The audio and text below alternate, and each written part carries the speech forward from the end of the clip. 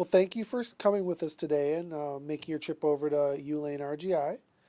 So we want to just make sure that you understand everything. And the mission of ULane is to promote optimal reproductive and infant health and the quality of life by influencing public policy, health practices, community practices, and individual behaviors through scientific and programmatic experiences.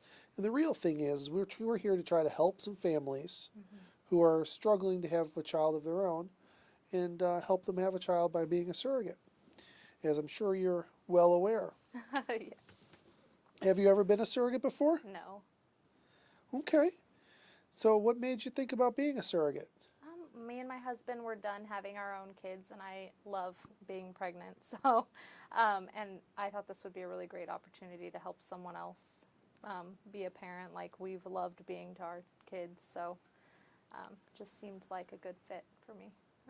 Do you have any other thoughts about surrogacy and what it means to you or anything like that? Yeah, I think it's just really special for me and to give that gift to someone and for someone to be able to have a baby that wouldn't necessarily have been able to have a baby on their own. So you said that your husband and you are done having kids. How many kids do you have? We have one biological child together, and then I have a stepdaughter, so his daughter. Oh, great. Yeah. And how old are they? An 8-year-old daughter and then a 4-year-old son. Yeah. Oh, exciting. And how long have you been married for? 5 years. Oh, great. And what's his name? Bruce Martin. And what's your relationship like with him? He's a great guy. Really supportive. He works really, really hard for our family, and our relationship is really just loving. Oh, great. Yeah. And what are your kids' names? Ellis and Elliot. And what do they do? What do they like to do? My son does Kung Fu. He's really proud of himself. He's been doing Kung Fu for a year now. And my daughter does soccer. So, yeah. Fun. 2 athletes in the family. Yes. And my daughter's also a reader. She will just read books all weekend long and just read more books than you think an 8-year-old could ever read. It's pretty impressive. Well, that's great. So, what does your husband think about the whole surrogacy thing? He's excited. I think he's excited that I decided not to have a ton more children of my own because I like being pregnant and to just have children for other people. Do you think he'll have any issues with you relinquishing or him relinquishing No. rights? Okay. No, we would both never keep a child from their parents. That's no. Beyond your husband, tell me about your family and the support you get from them. They're wonderful. In fact, while I've been in Chicago this weekend, they've incessantly texted me to find out what I was doing and if I was okay. They're wonderful. They watch my child while I go to school. It's a very supportive family, so always has been. And what are you studying in school? Nursing. So What do you want to do once you become a nurse? I would like to deliver babies and help mothers after they have their babies. Well, that sounds great. Yeah. So when you were pregnant, did you have any maternal feelings while you were pregnant? For my child? Yeah, Yes. for your kid. Yeah. Oh, Yeah. great. Now, sometimes people feel those things when they're just, because the connection that you have with a baby in your womb. How do you think you'd feel, and how would you deal with those feelings if you have them while you're pregnant with this, being a surrogate? Well, I'm a really practical person, so it's not my baby. And I would do everything for that baby to protect it and to nourish it while I have it. But the very best thing for that baby is for it to be with its biological parents. So obviously, that's the best situation for the child, and I would never hinder that. And I don't think I'd have a problem with that. So when you were pregnant, did you have any complications? No. Super easy pregnancy, super easy delivery. Morning sickness, anything like that? Morning sickness, yeah. Yeah. Yeah. But, I mean, that went away in the normal time span, so it didn't last throughout the pregnancy. Okay. Did you ever feel overwhelmed during your pregnancy? Nope. I was just super happy. That's why I love being pregnant. Just really joyful. Yeah. That's great. Yeah. So when you were dealing with the morning sickness, that seems like it would be the hardest thing that you Yeah. dealt with. How did you deal with that?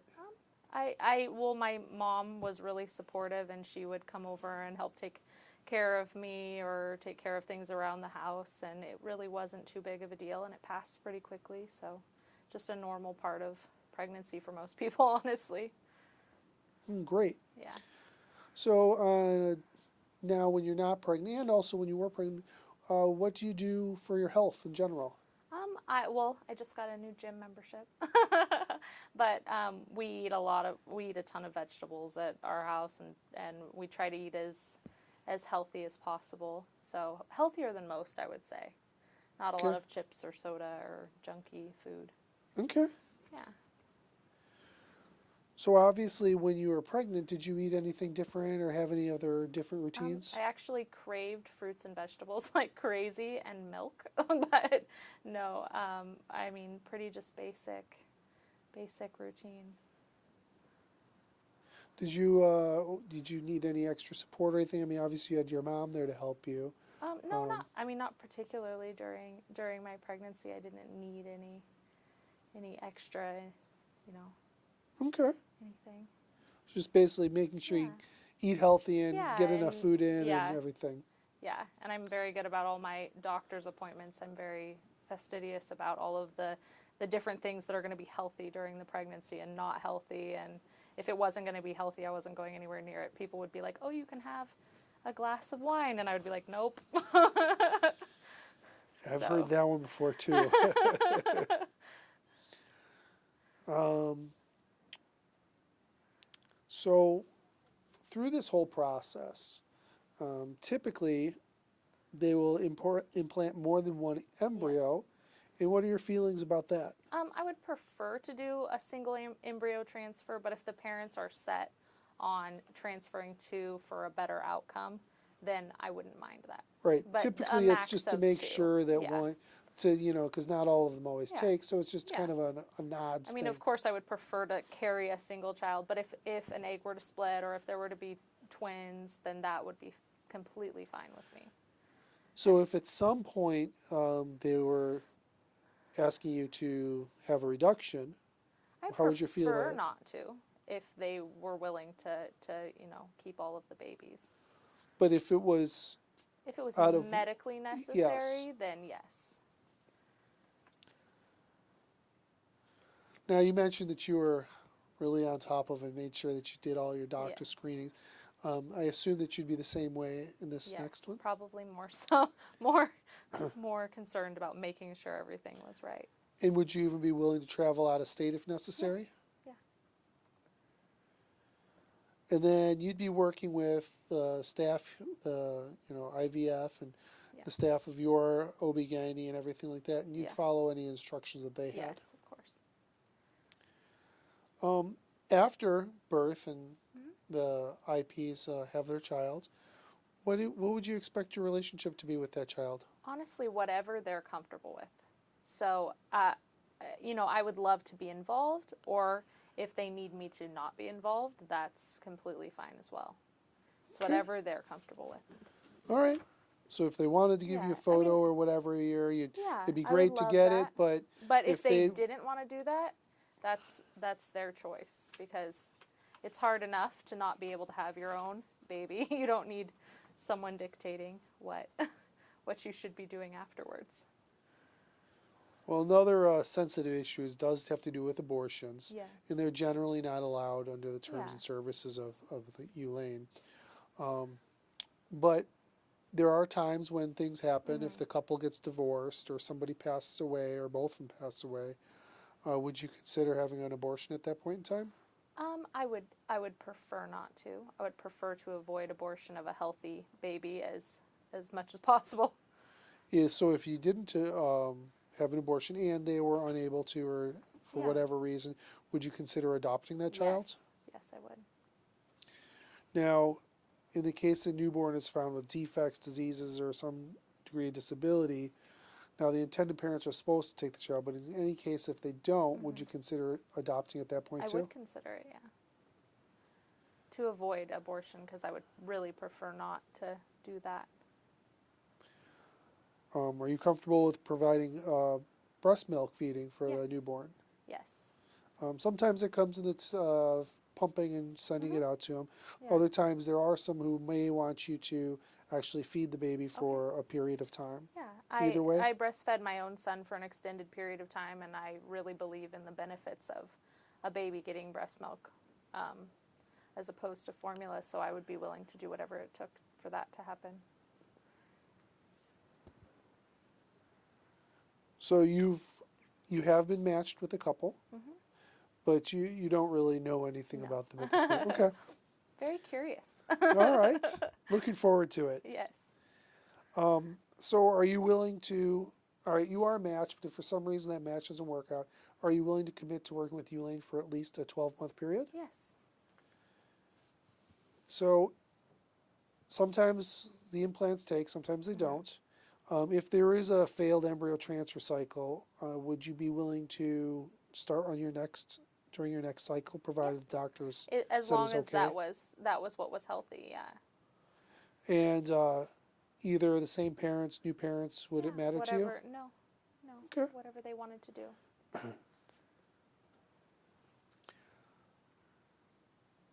So obviously intended parents are going to want to be kept up to date and everything on that. Are you going to feel comfortable asking your doctors, your OB/GYN, and anybody else for results, updates, reports, Yeah. things along Medical those lines? records. Yeah. Okay. And then you'd be willing to fax or scan those back in to be sent to us so we can forward them on. Okay. As much information as they want. I mean, if they want a text message or a picture every day, that's what they'll get. It's up to them. Okay. Now, another thing, the stumbling block people sometimes run into is just the process, the procedure with reimbursements and anything along payments along those lines. So the processing is a one time a month. They process all the reimbursements, and you have to have it in the proper form, on the form, and filled out correctly in a timely fashion, which is by the 30th of each month. And then they will pay you after that during the payment cycle. Are you are you comfortable with making sure that you have all the documentation in on time? Yeah. And then if you have to adjust anything and fix anything that they give you, you'd be more than willing to do whatever you need to do to get things in order. Yeah. Okay. Now, currently, you're not working, you're in school. So since you're not employed, you're not going to be entitled to the lost wages, even if you end up starting to work and getting a job a little bit later. And you understand that. Okay.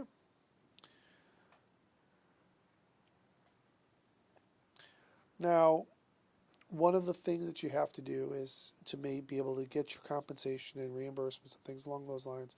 You also have to make sure that you turn in any of the other